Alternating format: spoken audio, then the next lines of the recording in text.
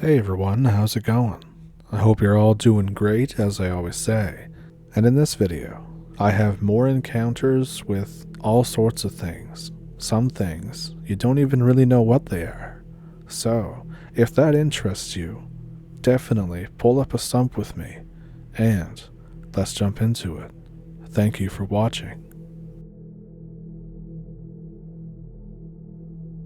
My brother was going to school out of town. This one time, my mom needed to bring him some rent money and leftover food that we had. He says that he needed to go to bed early because school started at 5 a.m. I finished work at 9 p.m. and my mom picked me up. And since I was going with her, she said that we had to stop at my brother's apartment. This was fine by me, but I mentioned that I was quite tired and not really in the mood to talk. And my brother lives about 35 minutes out of our town, so mom just drives quietly and listens to music while I just kind of stare out the window or watch the road. There's absolutely no cars whatsoever on the highway. I don't take much mind of this. I'm still just vibing, I guess is the word for it. We take the exit near where he lives. Mom parks the car, and then she knocks on the door. There's no answer. She calls him. There's no answer. She hangs up the call. I look at my cell phone, and I realize it's not 9:30. It's 2 a.m. My mom and I have talked about this on a few occasions, but we never found a satisfying explanation.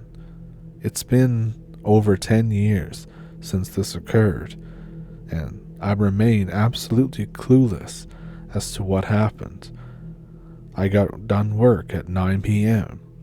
It takes 35 minutes to get to my brother's apartment, but somehow, in between where we took the turn, when we got there, something happened, and we lost all that time.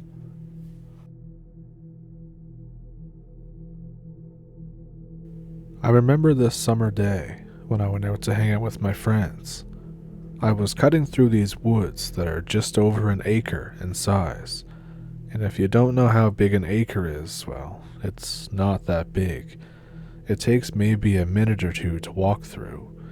Now this set of woods specifically has a little trail to follow, and my friends live on the opposite side.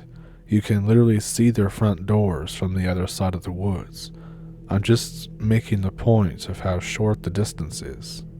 Now sometime around 2 p.m., I decide to head home because I got covered in mud, and I cut through the woods on the way back. But as I'm walking, I start to feel like that I've been in there forever. There's no way that it's taking me this long to walk this stretch of woods. I stand still on the trail, thinking about it. I look around, and everything looks pretty much as it should, so I continue on.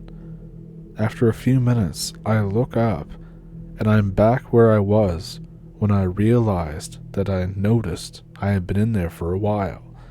I can't see anything except trees now. No houses. Nothing. I go in full panic mode. I start sprinting. After what feels like forever of me running, everything goes white. I open my eyes. I'm lying in a bush. I see two people staring at me. They're elderly dog walkers. I pathetically ask them to help me find the exit. They point, and it's like 10 feet from where I am. I check my phone. It's 7 p.m. now. I call my friend. He says that he and everyone else went home a little while after me. I ask him if they went through the woods. They did. I ask him if he's seen me in there. He asks if I'm dumb and says that I didn't go through the woods. I don't know what happened because there's no way that they couldn't not have seen me. There's only one entrance and one exit to those woods because the rest of it is a steep slope with lots of thorn bushes. I always just put it down to maybe it was a weird episode I had, but also a couple years ago, a young man went missing. There was something really weird about it all. But anyways, the police changed their opinion and decided that they believed he was in the same woods somewheres. They searched it and ordered the public not to go in and help them. It took them 4 days to find his body. It was hanging from a branch above the trail. Keeping in mind just how small the area is made even less sense. So, I don't know what the hell's going on in those woods.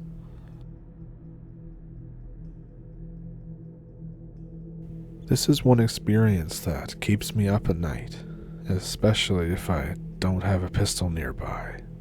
Back when I was 17, I was pretty deep in the forest with one other friend.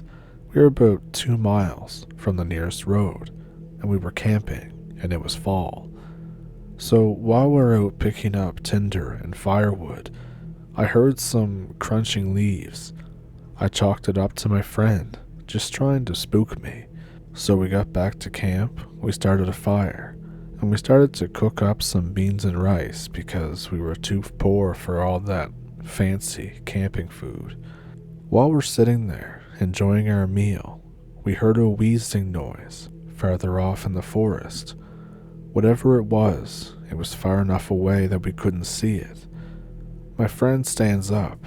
He shined his bright flashlight from where he thought that the noise originated from. There was still no figure, so we just tried to continue talking and eating our beans and rice. Maybe it was just an animal doing animal stuff off in the woods. After we finished, we cleaned everything up and went to sleep in our tent, which was a cheap Ozark 4-person tent. We woke up to a wheezing sound that was progressively getting louder and louder early in the morning. My friend undid the flap that was kind of like one of those ones that have the mock window in them, and we both looked out with our flashlights.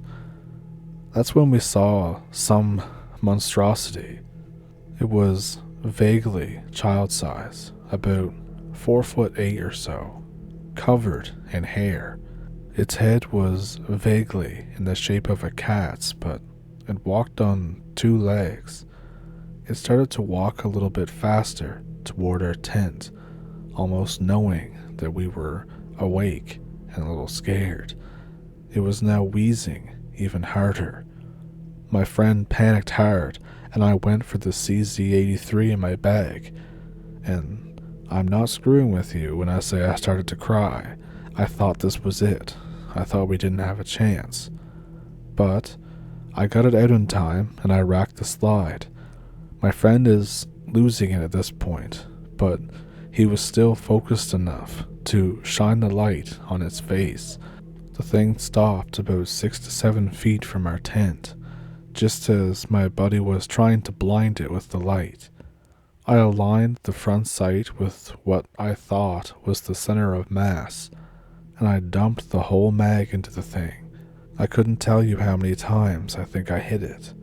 It reacted violently and screamed in pain, and then started to hop, or maybe limp, to the right of our tent and back into the thick of the woods. We waited a few minutes, and then we grabbed our bags, and in our fear, we ended up forgetting parts of the tent. We ran for my friend's truck, dumped everything in there, and then just peeled out, and all the way back into town. We didn't ever go back there to look again, or to camp, but whenever we do camp now, we make sure that it's more than one of us that are armed. I know it's not much, but for me, it's the most terrifying moment in my entire life.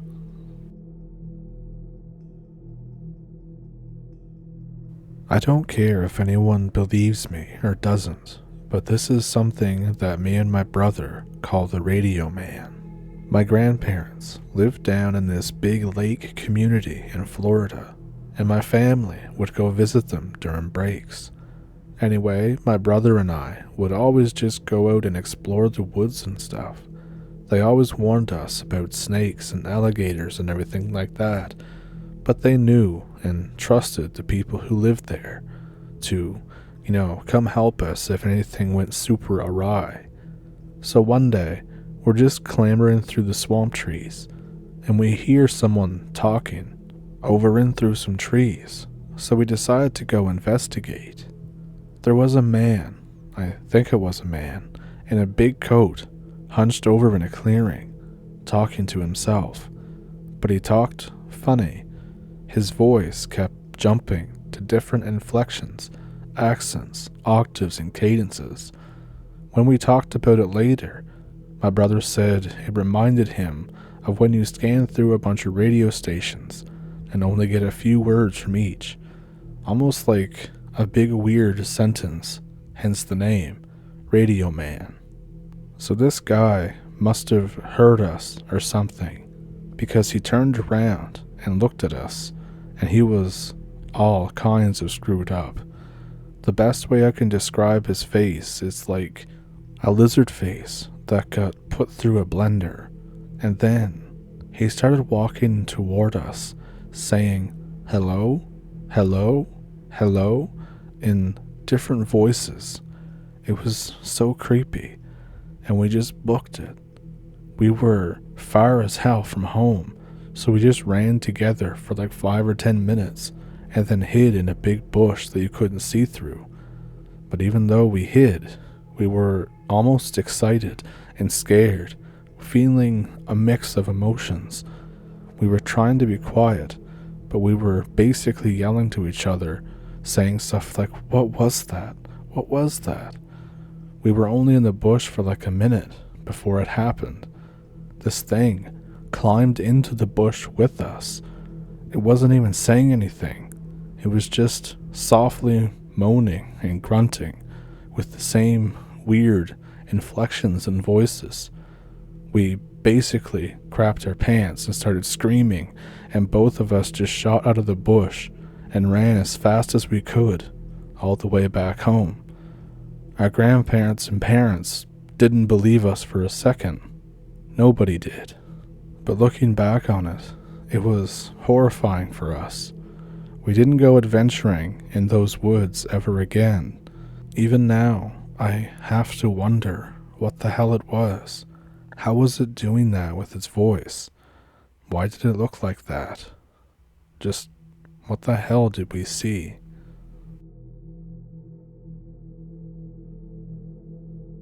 I've never had an experience of the paranormal or anything like that before this, but there's a first time for everything. I've recently been reading up on it and all that stuff, but I'll just get down to it. I just need to get this out. I've locked myself in my room, wrote up some notes, and I will try to get them out for you. At the time, I was 19, and I was living in rural North England. I was watching clips of nature shows on YouTube, and I realized that it was 9 p.m. My dog has to go for a walk before 10. It was still sunny outside, due to it being summer. I tell my 2-year-old pupper that we're going for walkies. The puppy just runs around the room, all excited. I clip on the puppy's harness. I lock up my house, and I go outside. I'm wearing jeans, trainers, and a t-shirt. I have no weapon, no torch, a flashlight for the Americans. No, nothing. Just me and my excited dog. The walk I usually take my dog on is a longer one. It doesn't really have a specific shape, so I can't really tell you, but there's lots of turns and stuff. Gotta keep the dog interested, So I'm enjoying the walk, listening to music while the dog sniffs at the hedges on the way. So a few minutes into our loop, we're making our way around, but the dog is constantly stopping. I do manage to get him walking after a few tries. The dog is a rescue, so he does things like this. The dog has a much better life with us now, don't worry about that. So the path is well lit, the sun is out. I keep walking, and I'm listening to Metallica in my earphones. The dog starts pulling. We come across 2 dead rabbits, and I immediately see why the dog kept stopping and sniffing around and pulling me in every which way. Both are intact, bloody though, so probably a fox. There's bite marks. The dog wants to try to eat the rabbit, but I pull him away, and we keep walking. The crickets and the birds are making some nice ambient noise. Now this is where things start to get really, really weird. As we're walking, the sky has gone from a dark blue to a gray, and I keep walking in the darkness.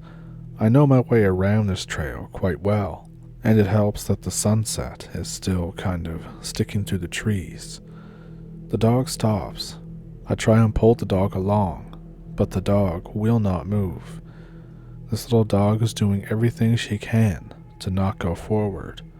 I stop, lean down to pet her. My dog is just staring at me, wide-eyed, shaking, just staring at me. I pet the dog and comfort it. I hear the sound of a car coming up the path in the distance. People drive up here all the time, so this is no biggie. I try to continue to walk toward the car, but the dog still won't budge. The sound of tires on gravel is getting closer.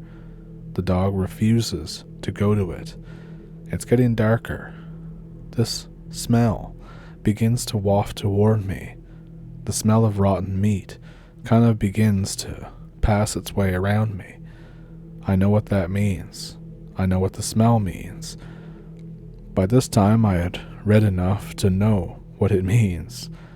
The dog is just staring, shaking, scared. I'm confused. The smell gets stronger. The car is getting louder. I feel like I shouldn't stay on the path. I look for a weak spot in the bushes on the either side of the path, and for reference, this path actually is walled off by very large bushes. So I push my way through, holding the dog. I keep pushing. I kinda manage to mash my way into a hedge. I get pretty deep down inside of one, and I sit down in the dark. If it's a car, I'll just wait till it's gone. No matter what it is, I'll just wait. The smell is awful now, rancid. The dog must be hating it especially. The sound of a slow car approaches. No engine though, just the sound of crackling gravel. Whatever it is, it's within 15 feet now. I cover my nose and mouth with my sleeve. It's gonna make me pass out probably. There's like this breathing noise and stumpy footsteps and a really loud dragging sound. The sound is what I've been thinking is tires on gravel this whole time. I realize it's definitely not a car. The breathing, gurgling tire thing is about to pass me. My dog is just shaking at this point, staring in its direction. I hug the dog and wait for something to happen. The breathing is closer, like under 5 feet. Me and my dog are as still as the graves. I pull my shaking dog closer, hoping it'll pass. This disgusting thing is burned into my brain. I'll try and describe it. Gray skin, red, rotten flesh, poking out at certain places. Long black hair, long like a starved horse's head. 4 limbs. The first 2 are fine and work like stumps, but the back 2 kind of drag behind. This human, horse, walrus screw up of a creature only has 2 working limbs. That's why I thought it was a car. It was dragging its legs. It's going slower than it was earlier. The smell is so awful that I feel bad for my dog because you know how they can smell a lot more things than we can. It passes luckily, breathing and gurgling as it continues up the path. I waited there for 10 minutes. I checked my phone, but it felt like ages. The dark was really starting to settle in now. I get up, put my dog on the ground, and we begin walking. I need to head in the opposite direction, fast and quietly as possible. The dog is extremely nervous, but walks alongside me, staying very close, bumping into me. I just keep walking, not looking around, only listening in the dark. Then, wait a second. That sound is getting closer again. Whatever it is was starting to come back for me, to charge at me, back our way, the way we were. The thing knew. Somehow, it knew we were hiding in there. The dog starts yelping and bounds the hell down the road, pulling me by its head. The thing was charging fast, and we were both sprinting away. The gurgling and breathing was the first noise to come into earshot after the leg dragging began. This zombie horse walrus thing was coming, and it was coming faster than I was running. I could hear its stumps and dragging legs before I heard its breathing. It's definitely coming for me. Gurgling and breathing is getting faster. I can hear it now. This is where I made the biggest mistake. I slowed down a little bit as me and the dog were on a straight, and I look over my shoulder, and I see it again. Its massive, beady white eyes. Imagine a horse, but its eyes are bigger than tennis balls and pointing forward instead of to the side. This drooling, gross, screwed up thing was making a beeline for me. The dog is pulling, and I don't even stop. I just start running, and I realize that I'm peeing my pants. This thing is fast, muscular, and it's catching up. My poor dog is starting to yelp. My dog doesn't know whether to stay with me or to try and bolt off and take the lead with it. The thing's breathing changes, like it's excited. A joyful, clappy breathing like a happy child, except it's this mess of a thing. Its eyes are mostly white, with those beady black dots in the middle.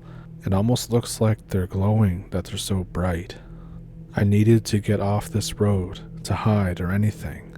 Maybe I can outrun it if I head up the rocky path. It has large rocks, jagged rocks, and a lot of gravel, which is the path I take sometimes when I'm by myself.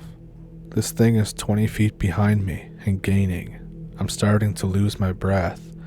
My dog runs straight past the turn-in for the rocky path. I grab the lead, yanking the poor thing down the road with me. The dog is faster than me and regains its balance and is full on ahead of me in under 20 seconds. I didn't turn around, but I knew it was following. It turned the corner and began going after us here. With the jagged rocks and its broken bottom half, it would have trouble here. Once it hits the jagged rocky path, this thing starts screeching. It was like several layers of a human scream, like more than one person of varying octaves screaming at the same time. I look over my shoulder. It's struggling now. It was starting to slow down and screech like it was in pain. The dog at this point is meters ahead of me and just kind of pulling me along. We're leaving it behind. The breathing was getting farther and farther away. I just kept on sprinting as best I could. The next bit is fairly uneventful. We just ran, and the thing screamed after me and the dog while it tried to crawl its way across the rocky path. We made it. This was, however, a side path of the actual route that we were on, so we jogged towards the nearest exit, which, because we'd gone back through, was the one that led to my cottage. I can still hear that tire dragging sound in the distance. That thing was off the road, though. How do I know it's off the road? I could see its eyes glowing as it would lean up and take peeks over the hedges. We were in a circle with it, and we were back on the more normal path, out of the high bushed bit. It's like when you're a kid and you're playing tag, and your friend goes behind a table. Every time I'd move, I'd see the two lights in the distance poke up, and then the sound of a car. I need to get out, head toward the exit. I finally hit outside the pathway onto the main road near a hotel. I'm not stopping. This thing, which I've now named the Roadrunner to cope with whatever I saw, because all of these things have names too. The Roadrunner continues to call for me once it realized I was off the road and making my way down the bushy back roads toward the village. I head home. This thing screams after me for almost the entire 10-minute walk. I'm still jogging, so it leaves earshot after a little bit. I get home, I lock the doors, and I write down some notes. I play music and podcasts to try and distract myself. Obviously, since this occurred, I've since found a different walking trail.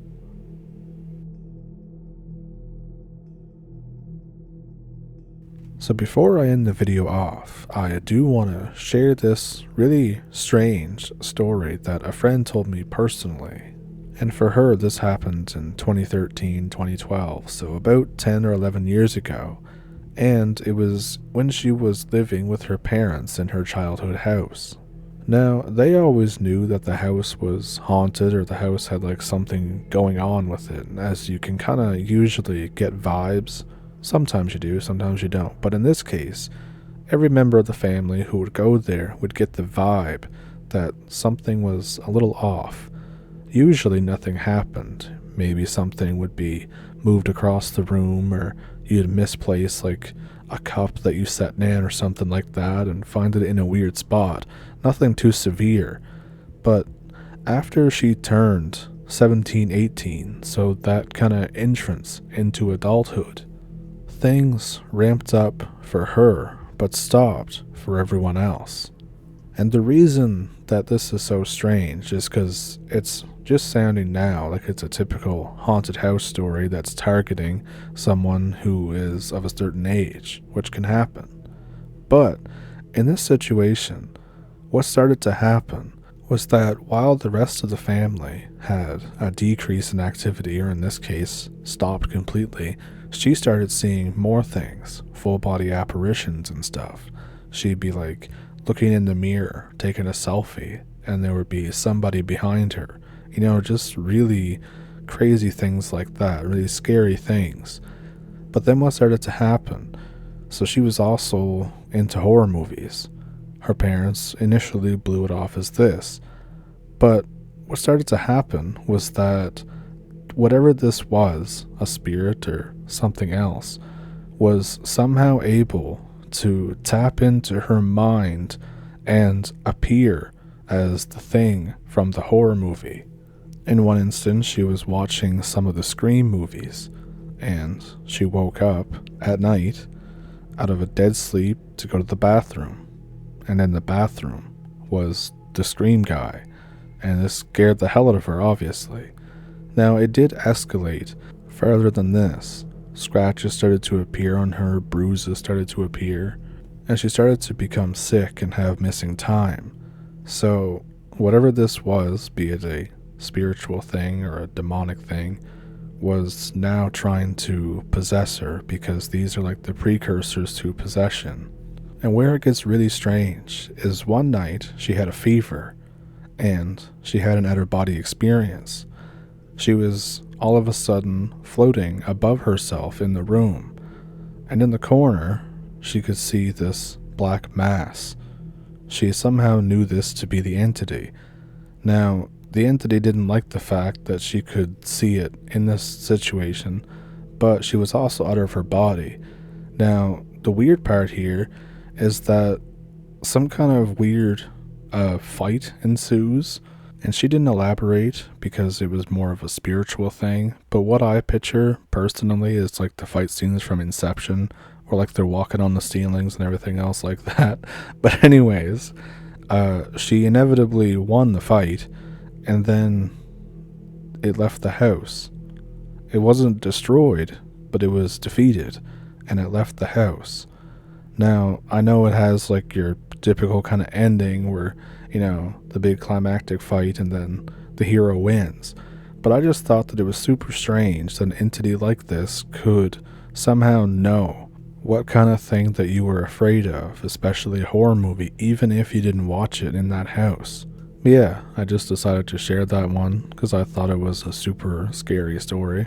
So yeah, I hope you enjoyed the video. I hope you enjoyed that little sort of personal account from a friend of mine. And I think with that, I will see you in the next one. You can like and subscribe. I have a PayPal and a Patreon in the description below if you want to support the channel. I have an email that you can send a story to if you want to. And yeah, that's pretty much it. I'll see you in the next one. Have a good week, and I'll see you later. Oh, remember to wash your hands too. It's still flu season.